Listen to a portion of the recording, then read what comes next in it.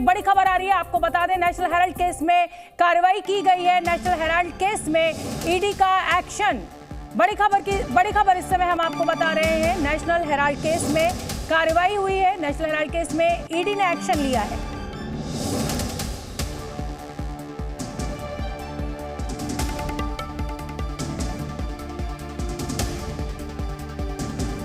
₹751 करोड़ रुपए की संपत्ति अटैच की गई है।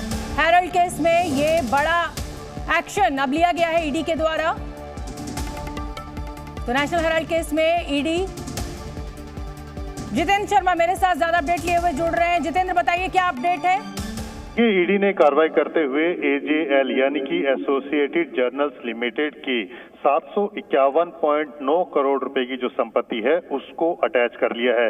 ये कार्रवाई नेशनल हेराल्ड मामले में की गई है, जिसमें सोनिया गांधी जो कि कांग्रेस की बड़ी नेता है, राहुल गांधी इसमें आरोपी हैं। इसमें कार्रवाई करते हुए ईडी ने बताया है कि जिस तरह से नेशनल जो एसोसिएट जर्नल लिमिटेड है, यानी कि जो नेशनल हेराल्ड के नाम से अखबार भी चलाता है, और इस कंपनी का यंग इंडियन जो एक कंपनी बनाई गई थी, उसने सिर्फ 90 करोड़ रुपए में एजेएल को टेक ओवर कर लिया था, और जिसकी करोड़ों की जो संपत्ति है देश भर के अंदर मौजूद थी, जिसके जरिए जो है नेशनल हेराल्ड के नाम से अखबार चलाए जाते थे।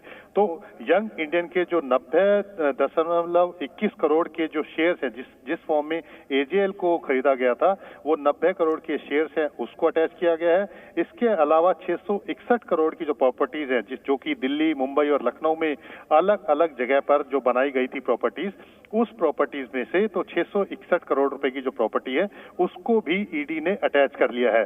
तो ये बड़ी कार्रवाई है ईडी की तरफ से, पहली ये बड़ी कार्रवाई है जिसमें इस प्रॉपर्टी को अटैच किया गया है, क्योंकि इससे पहले ईडी ने राहुल गांधी से पूछताछ की थी पिछले साल जून में, और इसके अलावा सोनिया गांधी है उनसे भी लंबी पूछताछ की थी, और इसके अलावा जो एजेएल के जो ट्रेजरर और जो बाकी जितने भी पदाधिकारी थे और जो यंग इंडिया से जुड़े हुए जो अधिकारी थे, उन सब से भी ईडी इस मामले में पूछताछ कर चुकी है। और अब से कुछ दिन पहले भी जो पवन बंसल हैं, जो कि कांग्रेस पार्टी के जो ट्रेजरर भी थे, उनसे भी इस मामले में लेकर के पूछताछ की गई थी, और जो इस समय अध्यक्ष है कांग्रेस पार्टी के मल्लिकार्जुन खड़गे, उनसे भी इस मामले में जानकारी ली गई थी। तो आप कह सकते हैं कि ईडी ने ये पहली बड़ी कार्रवाई की है नेशनल हेराल्ड मामले को लेकर के, जिसमें 751 करोड़ रुपए की जो प्रॉपर्टी है वो अटैच कर ली है। बिल्कुल, तो एजेएल और यंग इंडिया की जो प्रॉपर्टी थी उसको सीज किया गया है ईडी के द्वारा। जितेंद्र, मुझे ये बताइए कि आने वाले दिनों में क्या एक बार फिर किसी बड़े नेता को पूछताछ के लिए बुलाया जा सकता है ईडी में? क्या गिरफ्तारी जैसा कोई मामला बनता हुआ आप देख रहे हैं?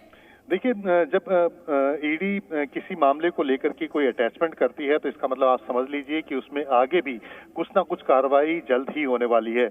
इसमें अब ईडी जल्द ही इस मामले को लेकर के चार्जशीट भी फाइल करेगी, क्योंकि जो पहली जो कोशिश होती है जब भी मनी लॉन्ड्रिंग मामले में कार्रवाई करती है ईडी किसी भी व्यक्ति के खिलाफ या किसी भी मनी लॉन्ड्रिंग के आरोपी के खिलाफ, तो उसमें सबसे पहले उस प्रॉपर्टी को अटैच करती है जितने वैल्यू का उसमें मनी लॉन्ड्रिंग का मामला होता है, और उसके बाद उसकी चार्जशीट दाखिल की जाती है ताकि उस प्रॉपर्टी को जब्त किया जा सके।